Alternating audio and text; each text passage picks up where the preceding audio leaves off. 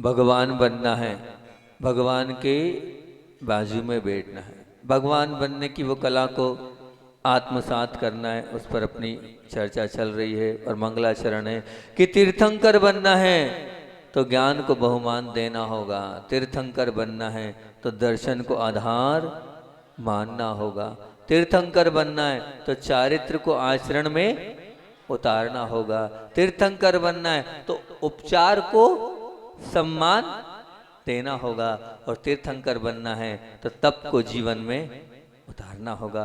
कल अपन ने बात करी थी काय की चारित्र की, और चारित्र में हमने आपसे बोला था, क्या बोला था कि महान आत्माओं का चारित्र पढ़ो, पहले नंबर पर पढ़ो।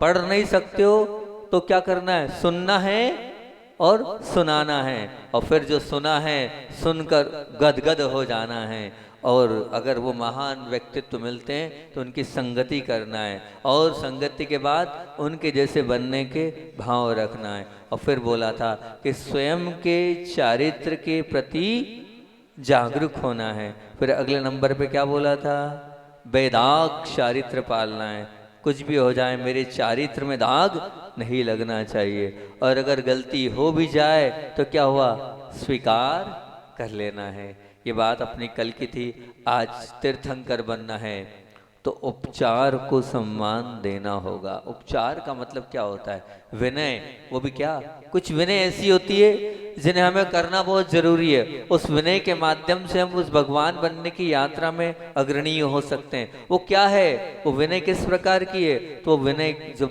बड़े होते हैं उन बड़ों के आगे हमें किस प्रकार से अपने जीवन को जीना चाहिए, ये एक उपचार विनय कहलाती है। इस उपचार विनय के माध्यम से हम अपना कल्याण कर सकते हैं। अगर आपको लगता है कहीं हमारे बीच में बड़े आ रहे हैं, तो बड़े आ रहे हैं तो सबसे पहले अहोभाव पूर्वक अगर कोई बड़ा आता है तो खड़े होना चाहिए, कोई बड़ा आता है तो खड़े होना चाहिए।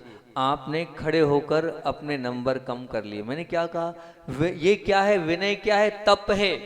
तप मतलब कर्म बंद भी रुकेगा और कर्म जो बंधे हुए हैं वो भी निकलते चले जाएंगे। और आप लोगों ने ये मान लिया है कि महाराज जी या माता जी ही बड़े हैं, बाकी कोई दूसरा बड़ा नहीं है। नहीं, मैं ये कहता हूँ जैसे महाराज जी माता जी बड़े हैं, ऐसी प्रतिमाधारी कोई दीदी हैं, कोई भैया हैं, वो भी बड़े हैं। और मैं तो इतना कहता हूँ वो बड़े नहीं है, घर में अगर हमारे कोई बड़े सदस्य हैं तो उनके लिए भी बहुमान पूर्वक वो आए हैं तो खड़े होना चाहिए, बिल्कुल आइए ये बोलना चाहिए। अगर हमें बोलते हैं तो हमारा विनय गुण पक्का होता चला जाता है। इस विनय गुण के माध्यम से हम भगवान बन सकते हैं। तो सबसे पहली बात तो ये, जब भी आपको लगे कोई बड़े हैं तो बड़ों को देखकर पहला पहला बिंदु क्या है, खड़े होना। क्या करना है, खड़े होना। आप खड़े हो जाओ, खड़े हो जाओगे तो ये बहुमान हो गया आपका। और आप खड़े नहीं हुए, बैठे रहे तो आपका अभिमान हो गया। आप बहुमान देना, बहुमान देने वाला ऊपर उठता है और अभिमान रखने वाला नीचे की ओर चला जाता है। फिर क्या है, पीछे चलना। दूसरे नंबर पे क्या है, पीछे चलना। कभी भी ध्यान रखना, अगर आपके साथ कोई बड़े चल रहे हैं तो बड़ों के कभी आगे मत चलना, बड़ों के हमेशा पीछे चलने का प्रयास करना, हमेशा पीछे। जब ये बात मैंने बोली, एक बार की बात है, अब होता ये था जब हम संघ में थे तो संघ में गुरुदेव की व्यवस्था करने के निमित्त से हम आगे निकल जाते थे, और आगे जाने के बाद जहाँ पर गुरुदेव को रुकना है उस वो कमरा व्यवस्थित देखना, ठंड है तो उसमें देखना धूप कहाँ आ रही है, उस कमरे में जो दिन भर गर्म रहा हो ऐसा हो। अब एक दिन आचार्य श्री जी ने ये विनय के ऊपर बोल दिया कि बड़ों के आगे नहीं चलना चाहिए। अब हमारा मन बड़ा वो रहा कि हम तो रोज गुरु जी को क्रॉस करते हैं और आगे निकल जाते हैं, और आगे आगे जाते हैं। फिर आचार्य श्री से हमने बोला तो बोले नहीं, वहाँ तुम्हारे भाव सेवा के हैं, वहाँ तुम्हारे भाव वैयावृत्ति के हैं, आगे निकलने के भाव तुम्हारे नहीं हैंगे। इसलिए ये मत मानना कि तुम गुरु की अभिनय करो, वो गुरु की वैयावृत्ति करो, वो अलग बात है। लेकिन अगर कोई बड़े सदस्य आगे चल रहे हैं और हम भी पीछे पीछे चल रहे हैं तो ध्यान रखना, बड़ों के आगे कभी मत चलना, क्योंकि बड़ों के आगे आप चलोगे तो वो आपकी अभिनय हो जाएगी। हमेशा बड़ों के पीछे पीछे चलने में ही हमारे जीवन की सार्थकता, हमारा जीवन महान बन सकता है। फिर क्या, तीसरे नंबर पर कि क्या करना है, बड़े हैं तो हमेशा बड़ों की जय जय बोलना है। जय जय बोलना है से तात्पर्य क्या है? जय जय बोलने से तात्पर्य ये कि आप जो बोल रहे हो वो ठीक बोल रहे हो, आप अपने अनुभव से बोल रहे हो, आपके पास आपका अनुभव है, तो आप उस अनुभव से जो बता रहे हो वो मुझे स्वीकार है, उसमें कोई किंतु परंतु नहीं करना। तो तीसरे नंबर पर हमेशा बड़ों के आगे बोलते हुए जय जयकार स्वीकार करना है और जय जयकार बोलते जाना है और अपना कल्याण उसी में है। किसमें है? दूसरों का बहुमान तभी है जब हम जय जय बोलते चले जाएंगे। जय जय के साथ अगले नंबर पे क्या है कि ताली बजाना। ताली बजाने से मतलब क्या? समर्थन होना चाहिए।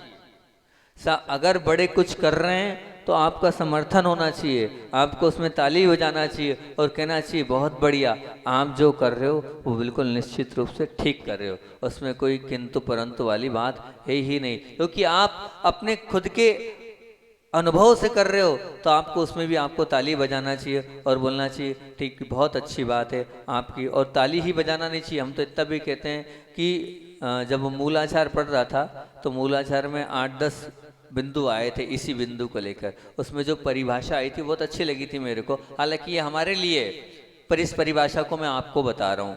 है तो मूलाचार में मुनियों के लिए लिखा गया ये समाचार अधिकार में, पर ऐसा तो है नहीं, आपके भी तो कोई ना कोई गाइडलाइंस होने चाहिए। तो उसमें जो बात लिखी वो याद आ गई मेरे को भी हाल, तो वो गाथा आपके बीच में रख रहा हूँ। वो प्राकृत की मूलाचार में गाथा लिखी है कि आचार्य कुंद भगवान है, इच्छा मिक्षा कारो तथा कारो व असीमह निस्सही अपुक्षा परिपुक्षा छंदन संमित्राच संपा।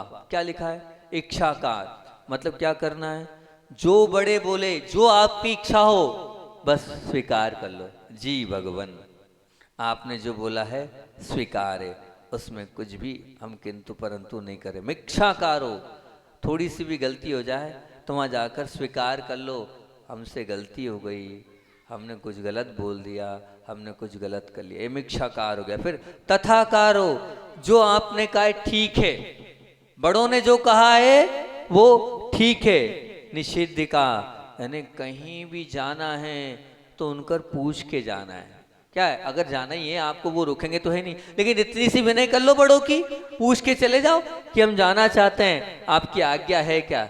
इतना सा कर लोगे तो कल्याण हो जाएगा, इतना सा बोल दोगे तो सब अपने आप ठीक हो जाएगा। वो ना मना करेंगे और ना मना करने वाले। लेकिन बड़ों को बोल दो, बड़ों के बोलने से ऐसा होता है कि हमने उनको बोल दिया है तो हम भी निश्चिंत हो जाते हैं कि बड़ों का वरहस हमारे हाथ में, बड़ों का आशीर्वाद हमारे हाथ में है। इसलिए तो हमने कहा था कि भैया मंदिर खोल रहे हो, खोल तो रहे हो, पर एक बार जाके गुरुदेव को वहाँ निवेदन और आवेदन कराओ।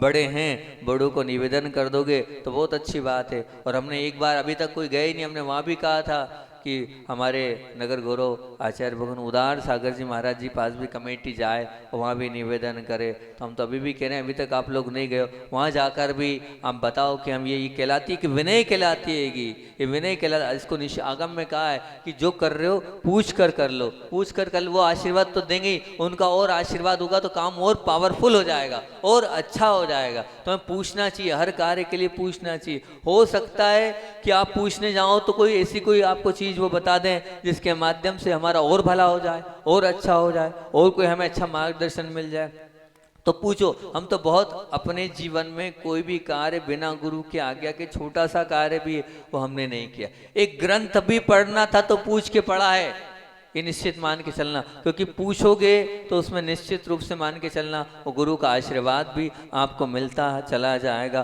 फिर क्या? फिर वो यहाँ बोला प्रतिपक्षा, मतलब क्या?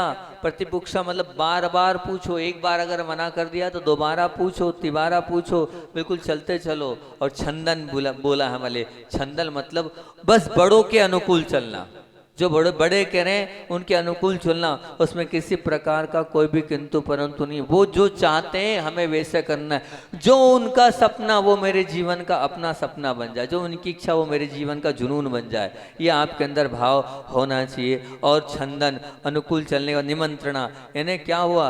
वस्तु के लिए, मतलब कोई भी वस्तु खरीदो, मतलब कोई भी वस्तु लो, एक डायरी भी लो हमारे लिए का है, एक पेन भी लो तो उनसे पूछ के लो।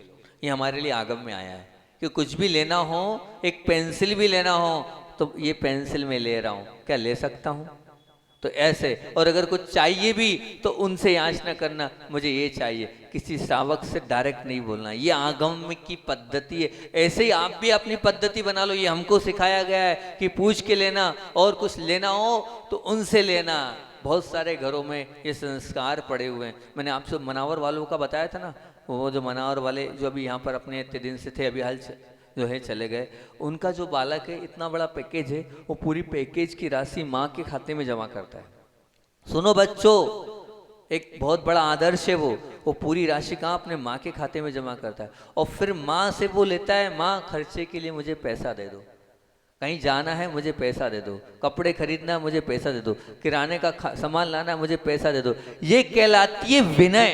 ये साक्षात विनय का उदाहरण है कि आपने पूरा सौंप दिया, और सौंपने के बाद उनसे आप ले रहे हो। अब आप उनसे ले रहे हो तो बच्चा, मैंने पूछा क्यों, बोले एक बहुत बड़ा अनुभव बताऊं। बोले महाराज जी, जब मैं लेता हूं तो माँ मुझसे पूछती है, तो माँ जब मुझसे पूछती है तो मैं खुद डरता हूँ कि मान लो माँ से किस खर्चे का किस प्रकार से कैसे पैसे मांगू। तो अपने आप मेरे जो ऐसे खर्चे थे जो नहीं करने के, वो अपने आप बच गए कि मैं मांगता हूँ उनसे मांगता हूँ तो मैं जायज़ ही मांगता हूँ, और वो नाजायज़ मांगता ही नहीं, और मेरी हिम्मत भी नहीं होती ऐसे पैसा मैं उनसे मांगूँ। तो अपने आप मेरे जो अनर्थ खर्चे हैं वो भी बचते चले जाते हैं। तो ऐसा होना चाहिए कि हमारी पूरी कमाई हम कहाँ ले जाके दे दें, माँ के चरणों में, पिता के चरणों में दे दें, और माता पिता के चरणों में देने के बाद उनसे मांगे तो बहुत अच्छी बात होगी। क्योंकि एक बहू भी अगर मान लो अपनी सास से मांगेगी कि आप मुझे दो, तो बहुत अच्छी बात है। यूं तो आपके पास खूब 2 नंबर का रखा हुआ है, लेकिन फिर भी खूब रखा है बचा कर। मैंने कहा था ना, कोरोना काल में